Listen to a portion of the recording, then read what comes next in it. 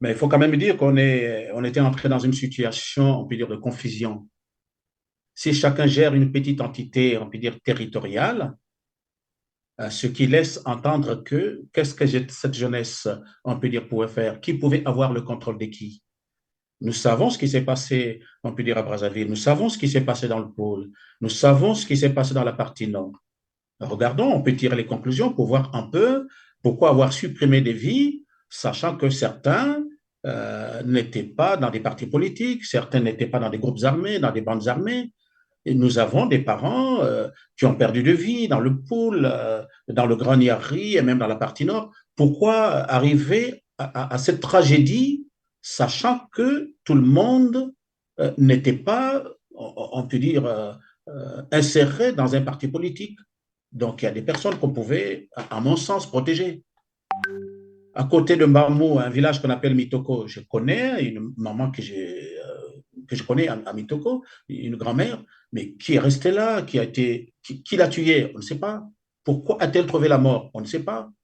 Comment les parents ont organisé cette sépulture, mais c'est vraiment triste de remarquer que les parents qui sont revenus 3, 4 mois après, ils n'ont trouvé que les restes de cette maman. Mais qu'a-t-elle fait au pouvoir en place? Qu'a-t-elle fait contre ou avec les bandes armées pour mériter un tel sort, pour mériter cette tragédie?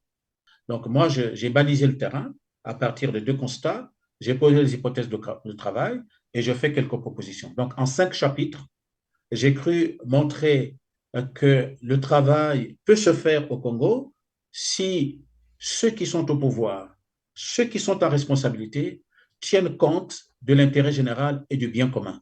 Ça, c'est une chose. Et ensuite, ceux qui sont en responsabilité et ceux qui sont au pouvoir, s'ils sont amenés à gérer le bien commun en tenant compte, on peut dire, des règles. Nous avons le pétrole, nous avons le bois. Qui gère notre pétrole? Où est-ce que notre pétrole est orienté? Le bois, une fois qu'il sort du nord, où est-ce qu'il va et pour quel intérêt? Je crois quand même qu'il faut revenir à la transformation des matières premières dans notre pays. Que le pétrole soit transformé au Congo-Brazzaville et que le bois soit transformé au Congo-Brazzaville pour permettre à notre jeunesse de trouver du travail sur place.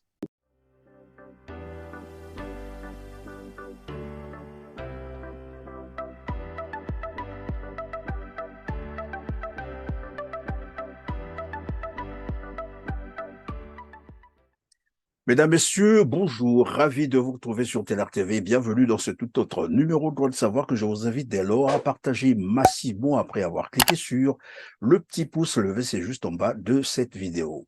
Je suis Christian Perrin, si vous nous avez rejoint pour la première fois sur TLR TV. Avec moi sur ce plateau, l'abbé Étienne Bakissi. Bonjour, monsieur l'abbé. Bonjour, Monsieur Perrin. Merci de m'avoir associé à votre émission. Merci, monsieur l'abbé Étienne Bakissi, d'avoir accepté notre invitation. Vous êtes prêtre de l'archidiocèse de Pointe-Noire au Congo-Brazzaville, ancien vicaire général, vous êtes philosophe, docteur en sociologie politique de l'Université de Lorraine, diplômé en théologie politique de l'Université de Strasbourg, diplômé en gestion des conflits et relations internationales de l'Université de Lyon 2. Actuellement, vicaire forain de La Roche-Bernard en Bretagne. Écrivain prolifique, et c'est à ce titre d'ailleurs que je vous reçois aujourd'hui sur TLR TV pour nous parler de votre dernier ouvrage que vous venez de mettre sur le marché intitulé Ethnicité et bandes armées au Congo-Brazzaville. Alors restons d'abord sur le titre. A-t-il été inspiré des faits concrets, vécus ou simplement de l'imaginaire? Oh, bon, pas l'imaginaire.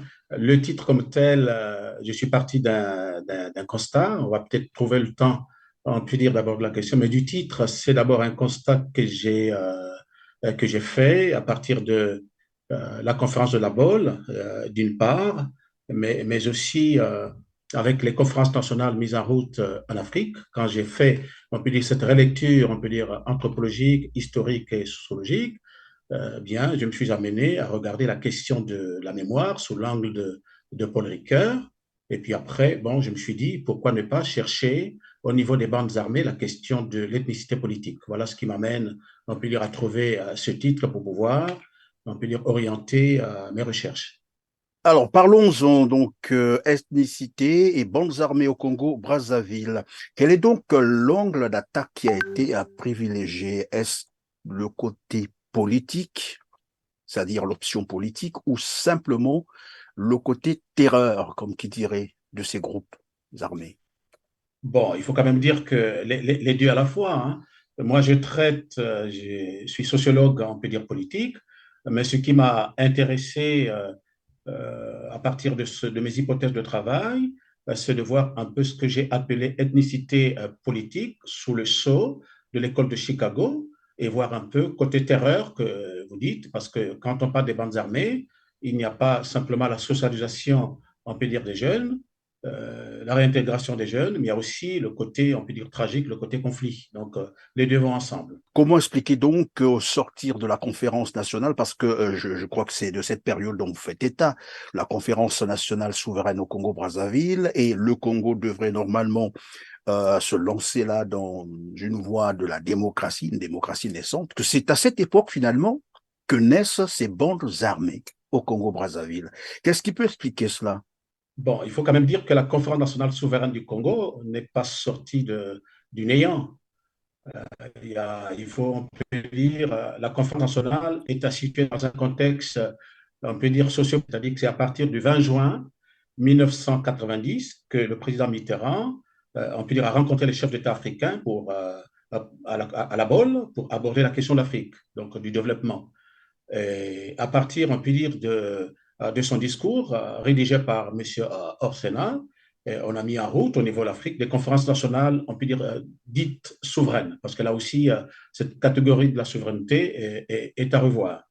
Et puis, une fois que le président Mitterrand, on peut dire, a donné cette orientation au président africain, et puis ça a suivi, on peut dire, les conférences nationales souveraines, et puis bon, le conflit, on peut dire, n'a pas commencé à ce moment-là, mais il faut dire que les leaders politiques n'ont pas pu s'accorder pour travailler ensemble la question de l'intérêt général et la question du bien commun. Ce croisement des cultures linguistiques, les contradictions, les oppositions, on peut dire groupales, ont fait que chaque leader politique eh bien, essaie de phagocyter un certain nombre de jeunes pour pouvoir gérer la question du pouvoir. Donc, on s'est retrouvé avec trois blocs. Il y a le Grand Yari, il y a le Poul, et puis il y a le Nord. Donc, on s'est retrouvé avec ces trois, on peut dire, entités politiques qui se sont opposées. Mais ça, c'est pas à la même époque, mais à différents horizons. Voilà. Et où est-ce que vous situez Pointe-Noire? Parce que vous parlez le Nord, vous parlez du Grand Niari, vous parlez du Poul, alors qu'à Pointe-Noire également, il y a eu ce qu'on appelait les requins. Mais écoute, Pointe-Noire, je veux dire, était associé au Grand Yari, mais puisque Pointe-Noire était à protéger à cause de la manne pétrolière. Et donc, la question des milices à Pointe-Noire à cette époque, à partir de 90 à 93, n'avait pas, on peut dire, la même ampleur que c'était dans le Grand Yari, dans le Poul et dans la partie nord. Et qu'est-ce qui vous intéresse concrètement dans ces bandes armées, réellement? Qu'est-ce qui vous a intéressé au point d'en faire un livre, un ouvrage? Bon, moi, ce qui m'a intéressé, c'est de constater que, on peut dire, la jeunesse aujourd'hui, un peu comme déboussolée. Déboussolée, la jeunesse se retrouve, on peut dire, face à elle-même.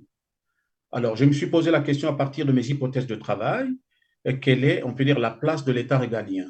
Est-ce que l'État aujourd'hui prend dans sa gouvernance, dans son mode, on peut dire, d'organisation de la société, est-ce qu'aujourd'hui, toutes les instances supposées prendre en compte la vie de la jeunesse, est-ce que chacun travaille cette question? Voyez, donc ça c'est une première hypothèse. La deuxième hypothèse, je me suis un peu posé je me suis demandé, mais la question de la sécurité, où est-ce qu'on la place? Est-ce que vraiment c'est une question qui intéresse la population, l'État, les instances, on peut dire, de gestion de la jeunesse au niveau du pays, au niveau du continent? Je me suis posé, on peut dire, toutes ces questions. Voilà pourquoi le cinquième chapitre que j'aborde dans mon ouvrage traite la question de l'état de droit au Congo-Brazzaville. Donc voilà ce qui m'a amené à chercher à comprendre la question de la socialisation des jeunes et puis la question de la recomposition politique et de la désorganisation sociale. Alors donc, dans votre ouvrage, comme je le disais tout à l'heure, vous abordez la question et puis vous ressortez en fait, comme vous venez de nous le rappeler, que finalement c'est une jeunesse désœuvrée, en proie, bien entendu, à ces enrôlements dans les bandes armées, etc. Parce que cette jeunesse est, j'allais dire, pas de boulot, oisif, et ce qui fait que facilement on peut les recruter pour évidemment les enrôler dans ces bandes armées. Est-ce que vous pensez réellement que dans les années 90, bien entendu, parce que c'est par là, évidemment, la période que vous circonscrivez aujourd'hui. Et puis, on verra bien pourquoi est-ce que vous n'avez pas pris en compte la période antérieure, parce qu'il y a eu aussi des milices au Congo-Brazzaville, dans les années 70, par là. Il y a eu des milices au Congo-Brazzaville. Et donc, vous disiez que ces jeunes sont facilement recrutables, si le terme existe, bien entendu, parce qu'ils sont dans une situation précaire, notamment pas de boulot, pas d'occupation. Vous pensez que c'est les seuls mobiles, les seules raisons qui ont fait qu'on puisse les recruter, ou parce que ces jeunes voulaient aussi s'identifier à leur leader, puisque vous parlez ici de l'ethnicité, parce que c'est là où ma question, c'est de savoir le lien que vous établissez entre ethnicité et bandes armées. Je ne sais pas si j'avais bien observé, mais j'ai eu l'impression qu'il n'y avait pas des groupes totalement homogènes. Bon, vous savez, je viens de dire tout à l'heure que, disons, avant 90, je ne veux pas dire que les groupes n'ont jamais existé. Avant 90, avant 1990, il y a des groupes qui ont existé. Mais à partir de 90, eh bien, les souverains modernes, les vendeurs d'illusions ont récupéré cette jeunesse pour pouvoir donner une orientation. Ce qui laisse entendre que certains jeunes ont suivi des leaders politiques pour défendre la langue, pour défendre la région, pour défendre l'ethnie, ce qui laisse entendre qu'il y a eu ce qu'on appelle en sociologie politique des oppositions groupales. Là où les leaders politiques s'opposent, les jeunes suivent les leaders politiques et s'opposent en même temps.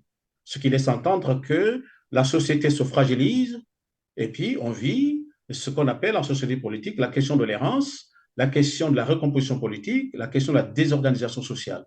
Et quand vous avez tout ça, on peut dire, à gérer, mais la société est fractionnée, ce qui laisse entendre que tout jeune ou des jeunes ou des groupes de jeunes ou des foules suivent leur leader politique pour pouvoir défendre la région. Donc, ce qui peut s'entendre que voilà comment le Congo s'est déchiré à partir de la langue, à partir de la région, à partir de l'ethnie.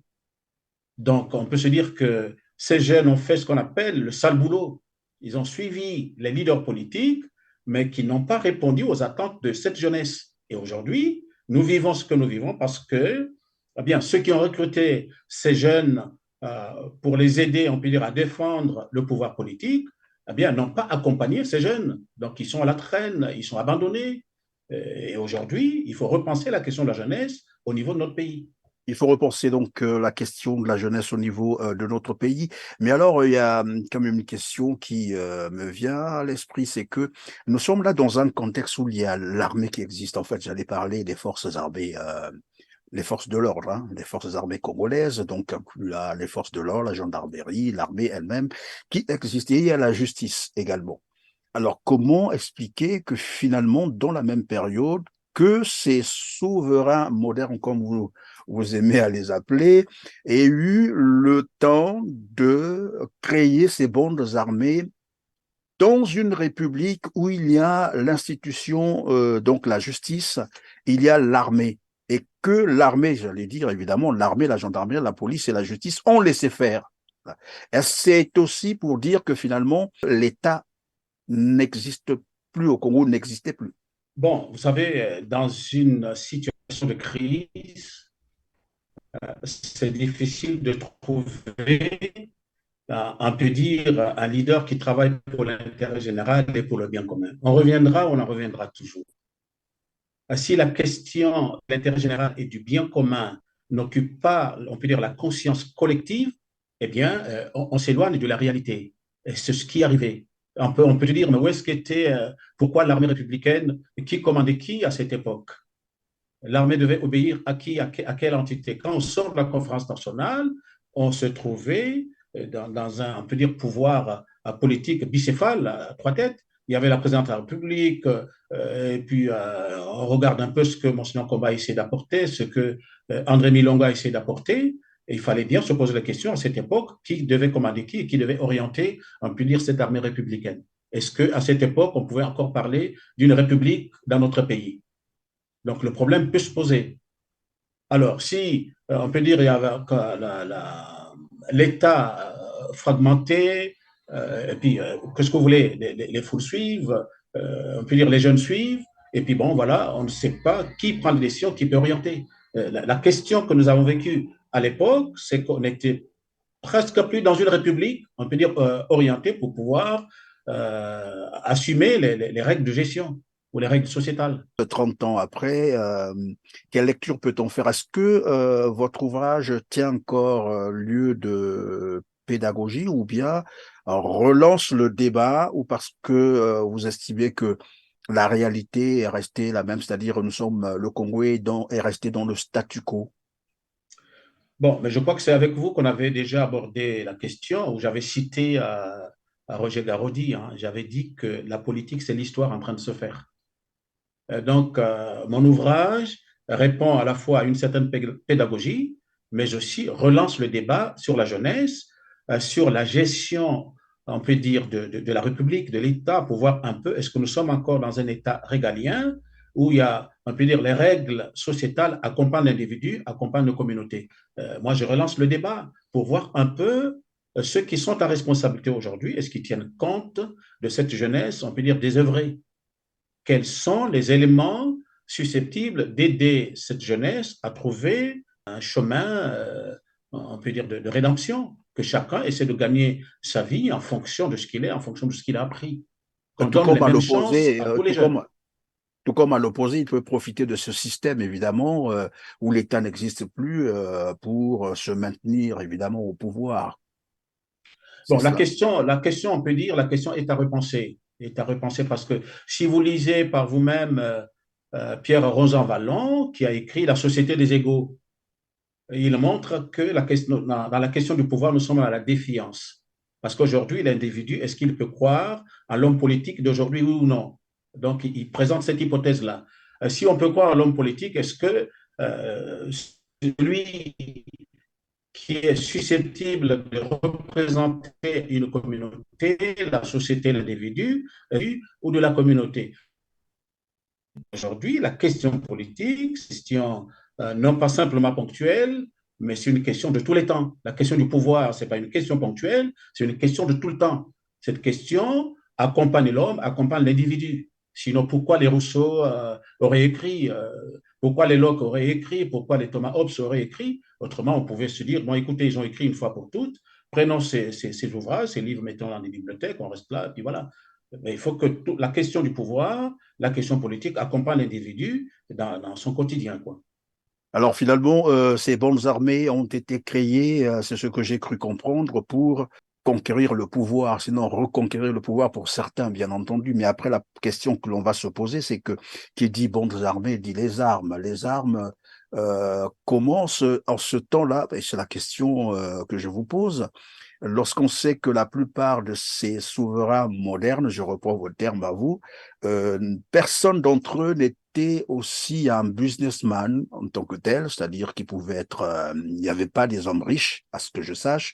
Dans la plupart des cas, c'est des politiciens, comme on les appelle, des gens qui ont roulé leur boss dans le même système, bien entendu, mais après, ils se retrouvent avec les bandes armées où il faut s'attraper les armes. Et nous savons que les armes coûtent très cher. Est-ce que vous vous êtes intéressé sur la question, bien sûr, de la composition de ces groupes? Comment se sont constitués ces groupes? Comment ont-ils fait pour avoir les armes, par exemple? Parce que nous savons qu'en cette période-là aussi, je ne sais pas, je ne maîtrise pas bien ce qui s'est fait, qui avait le droit d'importer, par exemple, les armes ou d'acheter les armes. Comment se sont constitués ces groupes? Bon, ben, vous posez là sinon trois questions. La première, c'est la question des armes. À ce que je sache, il n'y a aucune usine de fabrique d'armes en Afrique. Aucune. j'ai fait le Rwanda, j'ai été au Burundi, j'ai été en Éthiopie, j'ai été aussi dans certains pays, on peut dire, européens. J'ai rencontré un peu quelques chercheurs américains, anglais, français, pour savoir exactement comment se présente la question des armes. Mais c'est le business, les armes. C'est un grand business là-dedans. Donc, c'est un fourre-tout, c'est un panier à crabes. On ne sait pas qui fait quoi là-dedans, comment les armes transitent dans nos pays africains, sachant que nous n'avons pas une usine de fabrique d'armes. Voilà, donc ça, c'est de dire que c'est une question assez délicate, assez difficile, et je n'ai pas, on peut dire, des éléments, on peut dire, probants pour pouvoir justifier mon propos. On fait un constat, on se rend compte qu'il y a beaucoup d'armes. Ça, c'est une chose. La deuxième chose, comment les jeunes ont fait pour pour entrer dans le monde, on peut dire, des armes, mais je crois avoir montré que le pays s'est retrouvé avec plusieurs blocs. Et donc, j'ai cité, on peut dire, le Grand Niari, le Pôle et aussi le Nord. À la tête de chaque entité se trouvait un leader politique. Pauvre ou pas pauvre, riche ou pas riche, mais c'est le constat qu'on fait.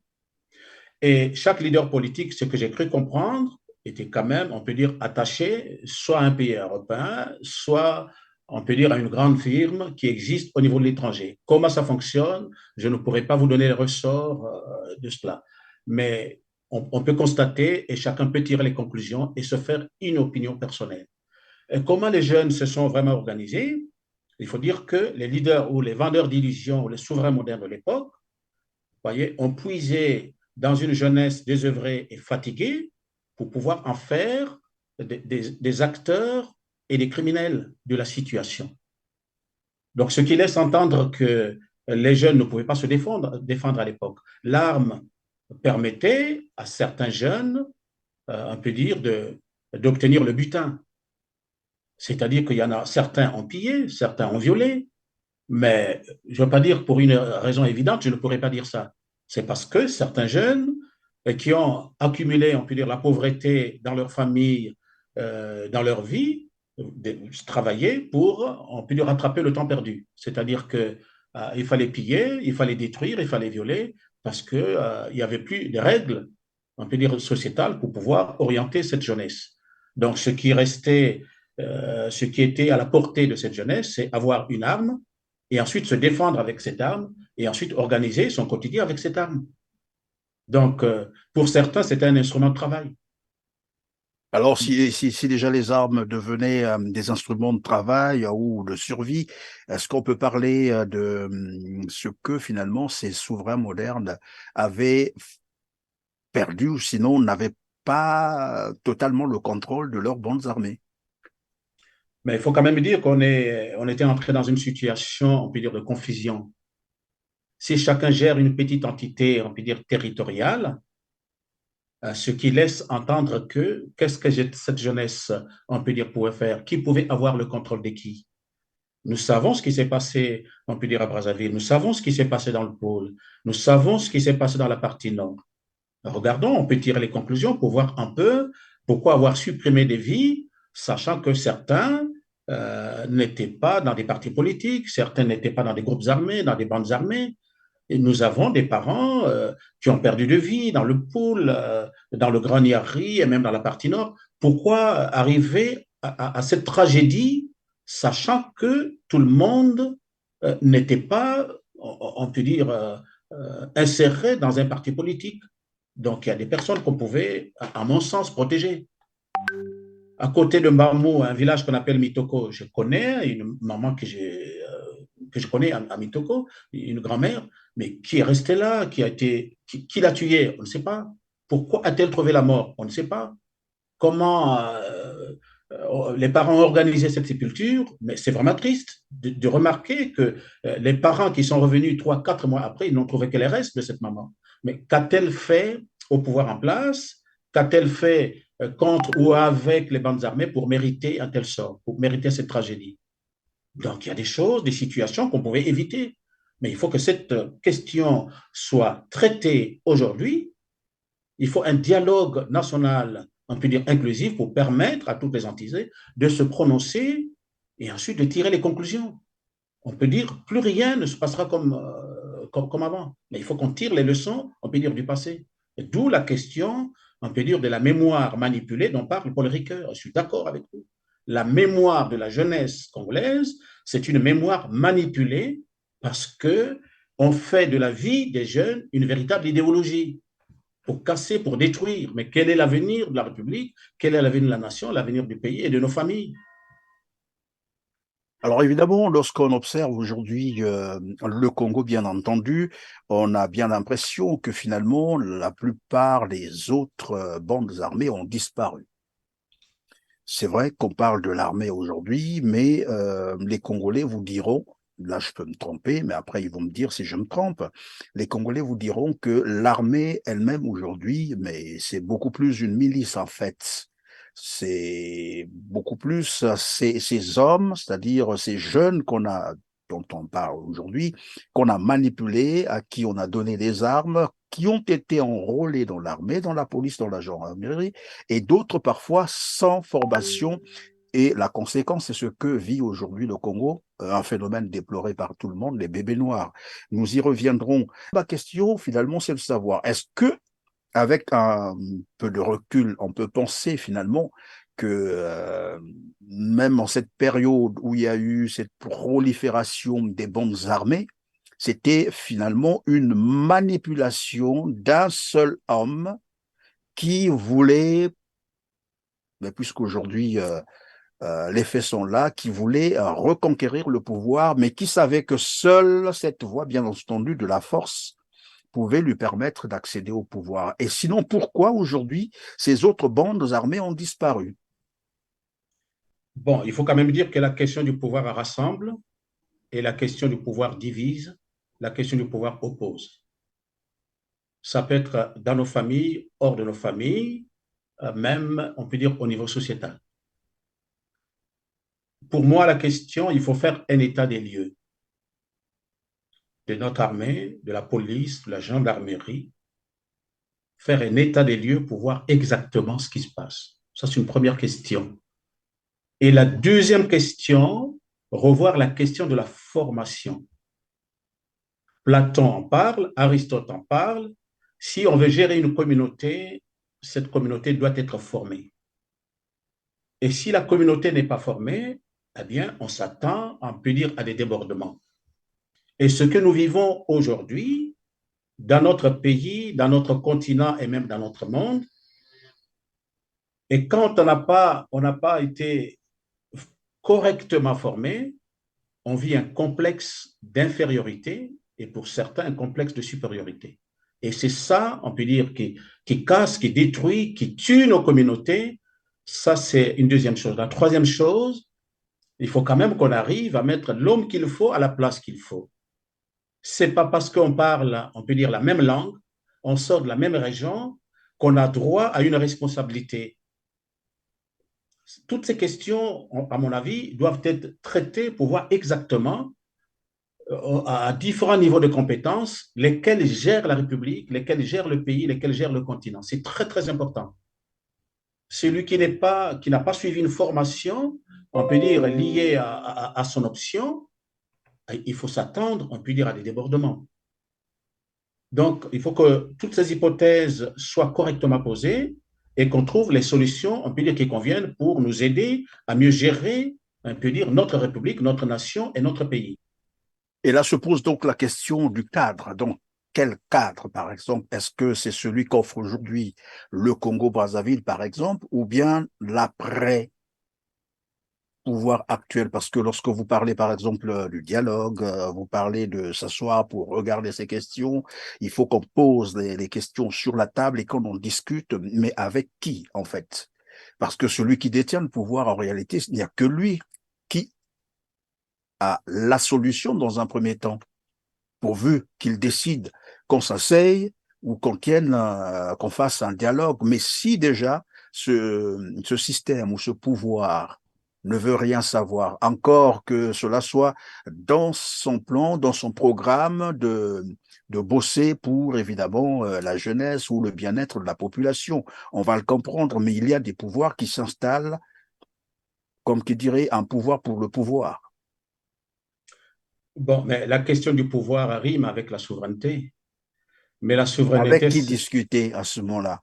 Par moi je me exemple, dis, maintenant où nous sommes en train de parler, avec qui discuter? Dans et quel cadre, par exemple? je reviens sur la question. Le pouvoir, la question du pouvoir rime avec la souveraineté. Et la souveraineté, ce n'est pas un individu, c'est un collectif, c'est une communauté, c'est un peuple. Ce qui laisse entendre que si la souveraineté revient au peuple congolais, il faut poser les bases qui tiennent compte de notre quotidien, de l'organisation de la cité. Je crois que le moment sera venu où les Congolais vont s'asseoir à la même table pour traiter de toutes ces questions liées au pouvoir, liées à la souveraineté, liées à notre avenir. Moi, je ne suis pas découragé, je ne suis pas déçu, je sais que le moment viendra et ce moment est attendu. Il faut travailler à cela de sorte que les Congolais prennent conscience des enjeux actuels pour pouvoir organiser l'avenir. C'est à travailler que ce moment arrive de sorte que chacun prenne conscience de ce qu'il a créé, de ce qu'il a fait et aussi qu'on tienne compte de notre avenir. Oui, monsieur l'abbé, je sais que les mots ont leur sens lorsque vous dites le moment viendra. Et bon, je n'ai pas envie de dire, évidemment, on nous a toujours dit le Seigneur reviendra, nous l'attendons, et bien sûr qu'il viendra, mais on ne sait jamais quand est-ce qu'il va arriver. Est-ce que ça vous dérangerait, par exemple, d'être beaucoup plus formel en demandant, par exemple, à la jeunesse qu'il faut créer évidemment les conditions pour qu'on s'asseye, bien entendu. Sinon, tout le monde dira oui, ça viendra, le moment viendra, mais le moment viendra entre-temps, il y a une situation qui est là qu'il faut régler. Et que ceux qui tiennent les manettes ne voudront peut-être pas régler parce que cela ne conviendrait pas avec leurs ambitions. Bon, la grande question aujourd'hui, ça c'est mon analyse personnelle. Si vous n'êtes pas présent dans des lieux de prise de décision, personne ne peut tenir compte de votre propos, de votre odyssée. Ce que nous avons à faire aujourd'hui, c'est de travailler les conditions ou alors travailler de sorte qu'on prenne en compte la présence de tous les individus, la présence de tous les Congolais et à tous les niveaux que ce soit, pour permettre à ceux qui ont pouvoir de décision de tenir compte de toutes les entités, pouvoir travailler pour l'intérêt général et pour le bien commun. Donc, c'est un travail à faire, c'est une lutte, mais il faut avancer avec les moyens qui sont les nôtres aujourd'hui.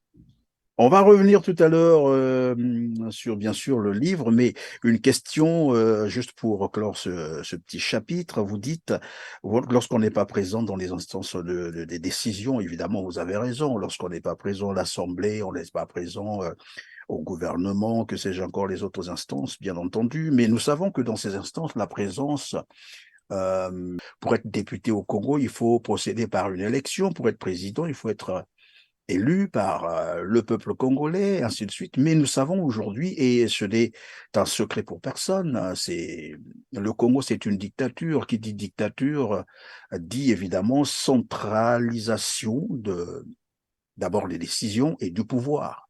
Et nous savons qu'au Congo, en réalité, les élections ne servent à rien. Et nous l'avons vu, les expériences l'ont démontré depuis des décennies. Et donc, il y a quelqu'un qui décide de tout cela. Alors, comment voulez-vous que finalement, les gens ou les jeunes qui voudront, ou des personnes qui voudront faire passer leurs idées, qui voudront changer les choses, se retrouvent dans ces instances lorsqu'on sait qu'ils n'auront peut-être pas cette possibilité, ou on ne leur donnera pas l'occasion d'être dans ces instances. Bon, deux ou trois choses. Je m'appuie sur mes hypothèses de travail. J'ai cru comprendre que quand j'ai analysé, on peut dire, la situation du Congo, j'ai cru comprendre que la démocratie n'a pas commencé au Congo et la démocratie ne se terminera pas au Congo. Ça, c'est une Je évidence. n'ai pas bien compris, c'est-à-dire, Bon, c'est-à-dire que celui qui prépare les élections, il ne les prépare pas en vue de les perdre. Quelle qu'en soit la méthode utilisée, les élections sont préparées pour les gagner. Un leader politique qui prépare les élections en vue de les gagner, c'est pas la peine de partir à la bataille. De partir. Le combat politique, c'est un combat qui, je ne vais pas dire, je vais pas dire, il y a une confusion là-dedans. Je ne voudrais pas dire ça. mais entre guillemets, c'est un petit panier à crabe parce que il n'y a que ceux qui sont entrés dans cette dynamique qui comprennent un peu ce qui se passe. Parce que la question de la démocratie ne passe pas nécessairement par la question de la raison, parce que autrement, les meilleurs gagneraient. Et je suis finalement d'accord avec ceux qui pensent que Rosan Vallon le dit aussi. Parce que si vous voulez organiser, on peut dire, des élections à partir de la démocratie, on peut dire pluraliste, il faut confier le pouvoir, non pas à un grand nombre, mais confier le pouvoir à un petit nombre, sage, intelligent, et puis capable de travailler pour l'intérêt général et pour le bien commun. Si la démocratie signifie la pluralité, c'est-à-dire que on phagocyte plusieurs entités politiques en vue de nous aider à gérer la chose publique, qu'est-ce que vous voulez? Il faut s'attendre à des débordements, mais aussi à des situations, on peut dire, inédites. Oui, on Voilà. n'organise pas Donc, les élections pour les perdre, mais encore que l'on respecte les règles, la transparence, la liberté des autres, etc. Mais lorsqu'on organise les élections, comme vous l'avez dit, évidemment, pour ne pas les perdre, mais avec quelle méthode nous connaissons, comment ça s'organise au Congo-Brazzaville. Et moi, donc, ma question, c'était de savoir comment accéder, par exemple, ou se représenter dans ces instances, puisque vous parlez de dialogue, vous parlez d'être dans ces instances pour essayer un peu d'apporter les idées pour changer les choses, ce qui, à mon avis, hein, je peux me tromper, mais c'est discutable en fait. À mon avis, actuellement et maintenant où nous parlons au Congo-Brazzaville, c'est très difficile. bon, mais il n'y a pas que le Congo-Brazzaville, il y a aussi, vous voyez ce qui s'est passé au Sénégal, hein. Ce qui s'est passé Oui, au mais parlons du Sénégal, Congo parce que le bon, Sénégal, c'est peut-être tout autre chose. je Mais si on comprends reste bien. au Congo-Brazzaville, parce qu'évidemment, si on parle du monde, de tout le monde, ben, finalement, on ne parlera de personne. Si nous restons sur le Congo, je crois que euh, peut-être qu'il y a des solutions à apporter, pourquoi pas, Bon, même il sous faut la quand même, dictature. au regard de ce que on peut dire, j'ai constaté, non seulement au Congo-Brazzaville, mais aussi au Sénégal, au Mali, un peu partout, voilà, j'ai cru comprendre que la question de la démocratie est une question complexe. Parce que si la Constitution, je prends le cas du Sénégal, vous avez vu ce qui s'est passé, même un ministre sénégalais qui a rencontré d'énormes difficultés dans Paris. Eh bien, voilà, si la Constitution fixe, on peut dire le mandat à 6 ans, à 10 ans, 2 fois, renouvelable une fois, ah ben, il faut que tout le monde respecte la même règle. Voilà, on ne peut pas faire deux poids, deux mesures. Maintenant, c'est au peuple, on peut dire détenteur de la souveraineté, de se dire, bon, maintenant, il faut vraiment qu'on s'assied à la même table, qu'on regarde cette question. Mais vous verrez dans les jours à venir, au niveau de la République démocratique du Congo, au Sénégal, au Mali, les questions, et même en Côte d'Ivoire, la question se pose et se posera. Maintenant, aujourd'hui, est-ce que le peuple, on peut dire, est disposé, on peut dire, à défendre ses droits? Ça, c'est une grande question. Donc maintenant, il faut travailler cette question de la formation du peuple. Il faut que chaque citoyen, on peut dire congolais, africain, travaille pour défendre ses droits. Et ça, c'est un travail à faire. Alors, revenons donc sur votre livre. Quelle est donc la place qu'occupe l'Église dans ce livre lorsque vous parlez des bonnes armées, l'ethnicité et les bonnes armées au Congo-Brazzaville? C'est quoi la place de l'Église dans tout ça? Bon, moi, j'ai répondu, on peut dire, développé cette hypothèse dans un livre que j'ai écrit, je crois que ça remonte à 2 ans, La foi à l'épreuve du temps. La foi à l'épreuve du temps, c'est le titre de mon ouvrage où j'aborde la question, on peut dire, de l'Église, la place de l'Église dans une société en crise. L'Église est dans le monde sans être du monde. C'est ce que, un peu l'orientation que le Concile Vatican II connaît. Et quand on parle d'Église, on parle de l'Église institution, on parle de l'Église peuple de Dieu, on parle de l'Église hiérarchie.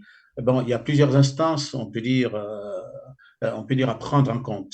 Mais la place de l'Église aujourd'hui, si on veut jouer, on peut dire le rôle prophétique, il faut quand même que on travaille la question de l'éducation de la jeunesse, la question de la formation de la jeunesse, la question de la formation de la communauté. Ces questions, il faut vraiment les prendre en compte. Et le pape François, quand il traite de la question de l'éducation, il revient sur les règles, on peut dire sociétales, qui peuvent orienter, qui peuvent accompagner une communauté. Et il en parle de manière, on peut dire, responsable. Alors aujourd'hui, on ne peut pas, on peut dire, assurer ce travail si on n'a pas les moyens. Il faut trouver les moyens. Et aujourd'hui, les évêques eux-mêmes rencontrent d'énormes difficultés. D'abord, rien que pour former, on peut dire, les séminaristes, pour accompagner les prêtres, pour soutenir les prêtres. C'est tout un travail, on peut dire, à faire. Donc, je crois que l'Église essaie de faire son travail, de jouer la dimension prophétique, la dimension royale également. C'est un travail à faire, mais il faut que vous pouvez avoir toutes les idées possibles. Il faut que ces idées soient accompagnées par des moyens, on peut dire, efficaces pour pouvoir asseoir une politique, Est-ce on peut dire, que, de travail. est-ce que, Monsieur l'abbé, on ne peut pas penser non plus que finalement l'Église dans sa globalité au Congo-Brazzaville a quand même échoué parce qu'on ne peut pas comprendre finalement que ces jeunes, parce que la population congolaise, et c'est juste un petit rappel, est en majorité, largement majoritairement chrétienne. Ça, tout le monde le sait, c'est peut-être à plus de 80%. La population congolaise est chrétienne. Et donc, ces mamans, ces papas, tout ce monde qui, depuis leur enfance, ont appris à ne pas tuer, tu ne tueras pas, tu ne voleras pas, tu ne mentiras pas. Tout le temps qu'ils ont grandi, ils ont écouté ces messages, mais qui finalement et curieusement, en cette période que vous circonscrivez, se sont facilement fait enrôler dans ces bandes armées pour prendre l'arme et aller tuer le voisin. Est-ce qu'on ne peut pas parler là d'un échec finalement, de manière globale, bien entendu, l'Église congolaise? On ne pourrait pas parler d'échec. Vous savez, les versets bibliques ne suffisent pas pour former un individu. C'est une partie de la vie. Donc, vous pouvez avoir tous vos chapitres en tête, avoir l'exégèse nécessaire. Alors, qu'est-ce qui Ça, a manqué donc? mais ce qui a manqué, c'est pas l'Église qui doit créer les emplois pour les jeunes. Il faut quand même que l'État joue son rôle. Et moi, j'ai parlé un livre que j'ai écrit sur le bien commun où je montre la question de la subsidiarité ascendante et descendante, c'est-à-dire la place de l'État et la place de l'individu, comment l'individu doit rimer avec l'État et comment l'État, à son tour, doit accompagner l'individu. Donc, la création des emplois, c'est une question qui regarde, on peut dire, le gouvernement, qui regarde le pays, qui regarde l'État. Il faut créer de l'emploi dans notre pays. Le pétrole, nous en avons. L'eau, nous en avons. La forêt, nous en avons. Et nous avons ce qu'il faut pour pouvoir donner du travail à un certain nombre de jeunes qui ont étudié, même ceux qui n'ont pas étudié, on peut accompagner. Donc, la question de l'emploi est une question, à mon avis, indispensable et nécessaire pour permettre aussi à l'Église de jouer son rôle prophétique. Parce que vous pouvez annoncer Jésus-Christ en chair, mais vous n'allez pas annoncer Jésus-Christ à des personnes qui ont faim. Moi, je vais bien annoncer Jésus-Christ est mort et ressuscité, annoncer la rédemption et l'incarnation. Mais si aujourd'hui, demain, vous annoncez Jésus-Christ à un peuple qui a faim, qui n'a rien à manger, on écoutera une fois, mais la deuxième fois, la troisième fois, ce peuple ne reviendra pas vous écouter parce qu'on a faim, il y a des problèmes à régler. Ce qui laisse entendre que si l'arme peut aider un jeune à régler son problème, il va le régler. Il y en a qui ont, on peut dire, soutenu leurs parents avec une arme. Ils ont pillé, mais avec le produit du pillage, ils ont nourri leurs femmes, ils ont nourri les enfants. Alors, vous voyez dans quelle société nous sommes, quelle éthique, quelle morale. Et voilà. Donc, Et il n'y a comment, pas comment, que. comment l'Église perçoit cela, ces genres de réalité, au point où ses fidèles prennent les armes, vont tuer pour, je sais pas, prendre le butin, comme on le dit, piller et puis ramener au niveau de la famille pour que la famille se nourrisse. Comment est-ce que l'Église a perçu cela? Mais écoutez, l'Église prend conscience pour être un peu concret. Moi, j'étais curé de la En cathédrale fait, j'allais dire, Saint-Pierre, parce hein. que le lendemain, il va se retrouver encore dans le temple pour venir prier, le bon Dieu. Bien sûr, mais moi j'ai confessé certains quand j'étais curé de la cathédrale de Saint-Pierre. J'ai reçu des jeunes qui ont tenu les armes, qui ont violé, qui ont tué, que j'ai rencontrés quand j'étais curé de la cathédrale à Saint-Pierre. Bon, alors, ceux qui sont arrivés, comment j'ai mis en place une petite cellule, on peut dire, d'accompagnement pour aider certains jeunes qui sont venus à moi, qui sont venus me voir, qui ont qui ont découvert que le chemin de l'Église était le chemin, on peut dire, nécessaire pour se réinsérer dans la communauté. J'ai fait ce que je pouvais faire. Nous avons accompagné autant qu'on pouvait. mais ce n'était pas un travail, à mon avis, fini, parce que c'est des malades que nous avons entre les mains, ces jeunes qui ont tenu les armes, qui ont violé, qui ont pillé, mais qu'on n'a pas pu traiter cliniquement. Ces jeunes, eh bien, c'est des situations qui demeurent pour l'État, pour la République, pour les familles. Et donc, comment gérer tous ces jeunes qui ont pillé, qui ont violé? Comment les amener à la raison? Comment les amener à respecter l'autre, à respecter le prochain? Mais c'est tout un travail à faire. Il faut qu'on trouve, on peut dire, des mécanismes de gestion et des moyens nécessaires pour travailler de sorte que ces jeunes soient réinsérés dans les familles, dans les communautés, dans nos clans, de sorte qu'ils soient de bons citoyens. Mais c'est un travail, on peut dire, à faire. Apparemment, ce travail n'a pas été fait finalement pour ces jeunes qui ont pris les armes 30 ans après. On constate bien entendu, tout à l'heure je le rappelais, un phénomène au Congo-Brazzaville appelé bébé noir. Est-ce qu'on peut faire une liaison entre ce phénomène et bien entendu ces bandes armées? Vous pensez que c'est un peu c'est la conséquence, vous pensez, de ces bandes armées à ce Bon, phénomène des bébés noirs? je crois que le phénomène de bébé noir peut se justifier, on peut dire, par ce débordement depuis 90 jusqu'à maintenant. C'est-à-dire Euh, l'État n'a rien fait, bon voilà, et puis on s'est retrouvé dans le... bon, je ne peux pas dire que l'État n'a rien fait parce que, bon, moi je suis sociologue. Il faut toujours faire attention quand on prend position de manière publique. Non, mais Euh, je rappelle cela parce que simplement, nous avons reçu sur ce même plateau une oui, psychologue qui nous disait, mais évidemment, quand ces jeunes ont été utilisés dans les zones de violence, ont pris les armes, il y a un traitement psychologique, il faut les assister, il faut les traiter, parce que sinon, après, évidemment, ces séquelles vont rester, ils vont se comporter tels qu'ils se comportent aujourd'hui. Voilà pourquoi je dis, ben, probablement qu'on n'a rien fait. Et la preuve, c'est que je me pose la question, si la plupart de ces jeunes qu'on a utilisés dans ces violences, dans ces crimes, dans ces massacres, ont été traités. le problème se pose. Il n'y a pas que les jeunes, mais toutes les femmes qui ont subi qui ont été violées, mais ne sont pas non plus traitées cliniquement. Donc, ce sont nos sœurs, ce sont nos mamans, ce sont nos parents qui ont été violés, mais qui n'ont pas été traités. Et ça, c'est une couche, on n'en parle presque pas. C'est des malades que nous avons et qui attendent, on peut dire, des traitements cliniques. Ces jeunes aussi qui ont été acteurs de toutes ces tragédies attendent aussi, on peut dire, des traitements cliniques. Il faut, à mon sens, il faut quand même que l'État, le ministère de la Jeunesse, le ministère de la Justice, le ministère de la Promotion de la Femme travaillent cette question du trauma, du traumatisme, du viol, de l'exclusion, de manière que toutes les instances, on peut dire, susceptibles de trouver les moyens, eh bien qu'on les trouve, de sorte qu'on traite toutes ces femmes, ces jeunes filles, ces jeunes qui attendent des traitements. Donc, on n'est pas encore, comme on dit, sorti de l'auberge. Et donc, qu'est-ce que l'Église peut, par exemple, proposer? Bon, à mon sens, aujourd'hui, l'Église ne peut pas travailler seule. L'Église est dans le monde sans être du monde. L'Église devait travailler, on peut dire, avec les instances publiques pour pouvoir trouver non seulement les moyens, mais aussi le cadre dans lequel nous sommes appelés à travailler pour accompagner les jeunes et accompagner toutes les femmes qui ont été violées, qui ont subi, on peut dire, des traumatismes de vie. Donc ça, c'est le travail de l'Église, mais aujourd'hui, je ne connais pas une Église particulière, un diocèse donné, qui trouverait, on peut dire, des moyens nécessaires pour pouvoir accompagner un tel projet. C'est un grand projet à court et à long terme. Est-ce qu'il Parce que manquerait de l'argent ou bien les hommes pour...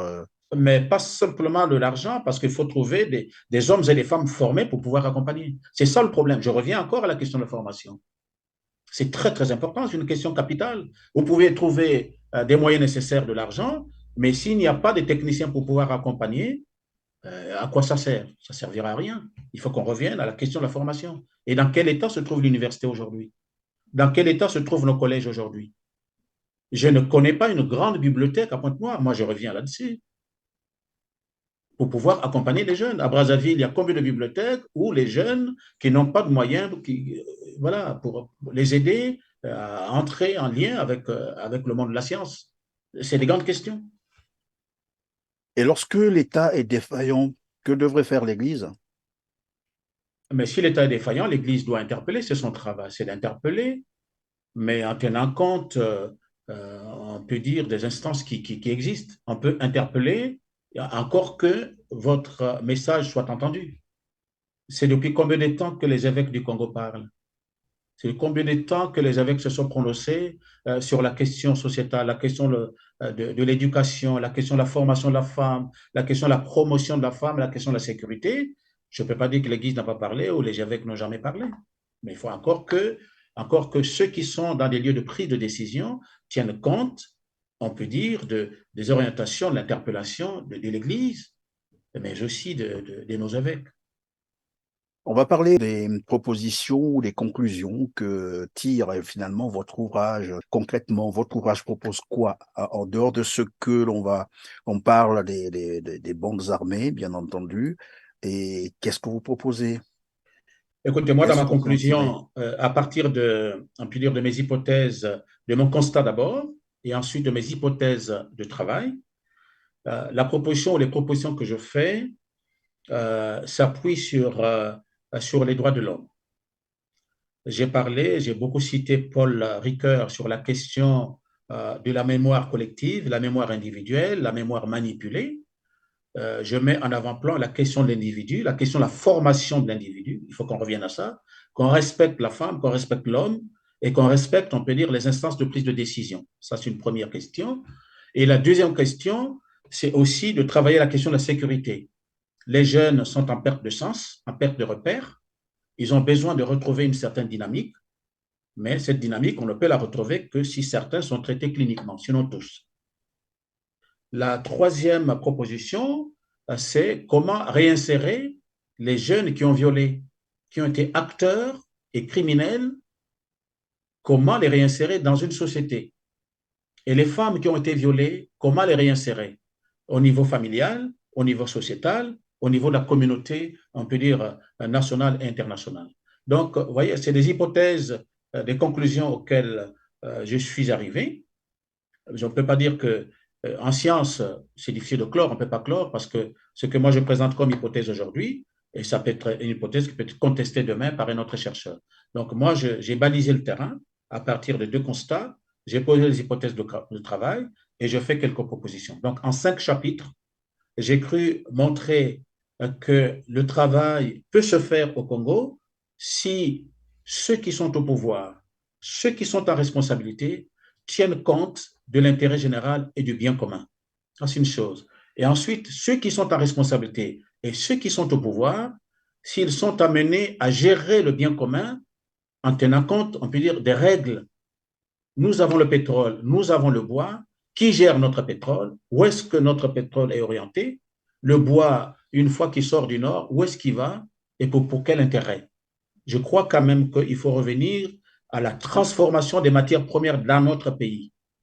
Que le pétrole soit transformé au Congo-Brazzaville et que le bois soit transformé au Congo-Brazzaville pour permettre à notre jeunesse de trouver du travail sur place. Tout le monde crie l'immigration, tout le monde se dit les jeunes meurent dans la Méditerranée et tout ça. C'est bien de le dire. Mais aujourd'hui, l'Europe n'est plus disposée à accueillir les Africains chez eux, sur leur sol.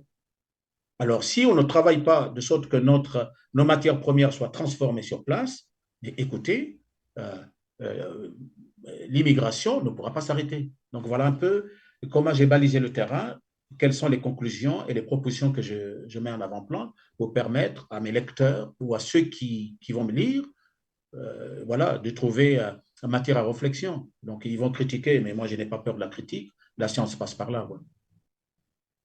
Évidemment, mais c'est pour savoir, peut-être en dernier ressort, si l'ouvrage est disponible au Congo-Brazzaville déjà, parce que c'est la Bon, première cible apparemment. c'est la première cible. Pour l'instant, je ne sais pas, je suis en train de travailler avec la Maison L'Harmattan, de sorte que je trouve un certain nombre d'ouvrages que je vais envoyer à Brazzaville, à Pointe-Noire, à Dolisie, et puis au nord, si je peux atteindre certains amis qui peuvent, de sorte que ceux qui veulent on peut dire, découvrir mon ouvrage, eh bien, qu'ils aient la possibilité de l'acheter. Mais je travaille la question avec la Maison L'Harmattan de Paris.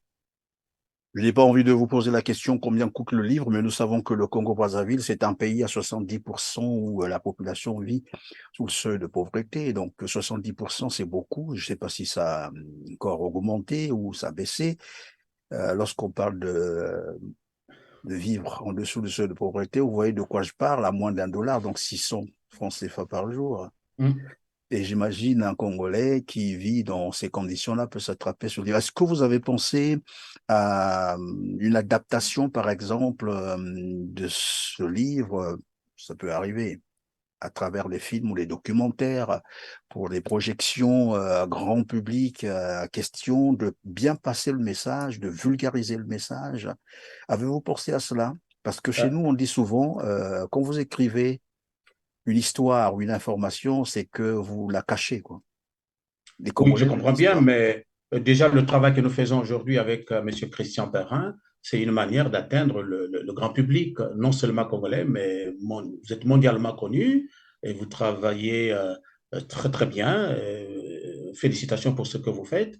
Effectivement, j'ai déjà Je vous pensé en prie. à un petit documentaire pour permettre au grand public, on peut dire, de découvrir, on peut dire, ce que j'ai écrit. Oui, j'y pense. Et puis, bon, sous peu, je crois que je mettrai sur les réseaux sociaux un certain nombre d'éléments pour permettre aussi bien aux chercheurs que à ceux qui n'ont pas la possibilité, on peut dire, de découvrir mes écrits, de les découvrir avec les moyens, on peut dire, simples dont nous disposons. J'y pense. Alors, s'il n'y a pas une préoccupation, c'est-à-dire une question que nous n'avons pas posée, à laquelle vous vouliez bien répondre, notamment en rapport de votre ouvrage, je vous laisse donc 2 secondes pour conclure.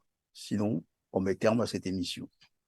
Bon, ma conclusion porterait sur la question de l'ethnicité et du tribalisme. Il faut quand même qu'on fasse attention à cette question.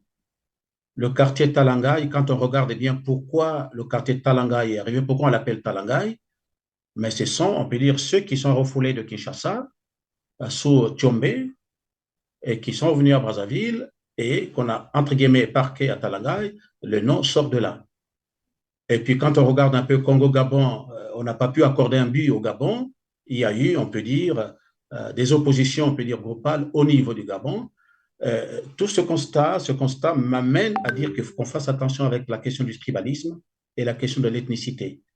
Donc, qu'on soit du Et Monsieur nord, du l'abbé, sud. pendant que vous parlez du tribalisme, est-ce que pour vous c'est une question culturelle ou bien c'est une manipulation politicienne?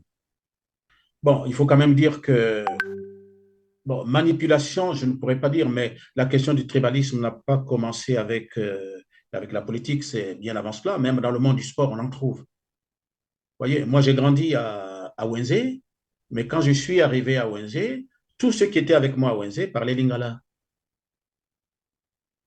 J'étais dans le monde du football et tous m'ont accueilli, non pas comme ressortissant du Sud, mais comme individu. Donc j'ai trouvé ma place à Wenzé, j'ai joué au football, j'ai fréquenté à Wenzé.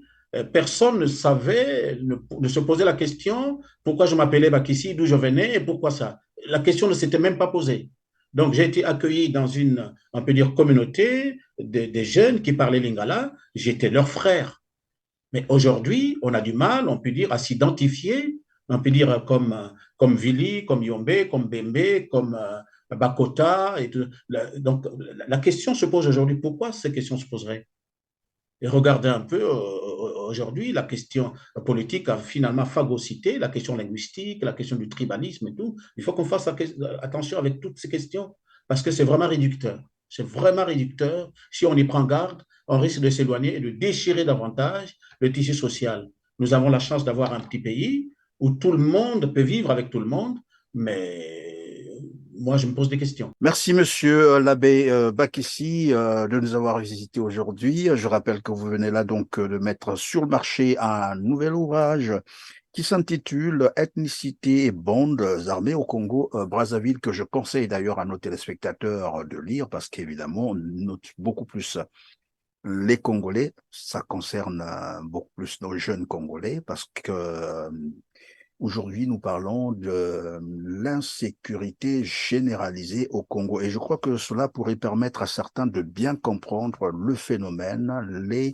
contours, les enjeux, évidemment, de tout ce que nous sommes en train de vivre au Congo, au Brazzaville. En tout cas, une fois de plus, merci, Monsieur l'abbé, d'avoir été avec nous. Merci Christian Perrin, merci David et toute votre équipe pour l'excellent travail que vous faites pour nous aider à entrer dans le monde de la communication. Un grand merci à vous. Merci à vous aussi, mesdames, messieurs, de nous avoir suivis. Juste un rappel, dans le cas où vous avez oublié de cliquer sur le petit pouce en l'air, c'est juste en bas de cette vidéo, et de partager massivement cette émission pour nous aider à atteindre un plus grand nombre de téléspectateurs. Pensez à vous abonner si vous ne l'avez pas encore fait pour être prévenu de toutes nos prochaines productions. Sur ce, on se dit au revoir et à très bientôt. Merci.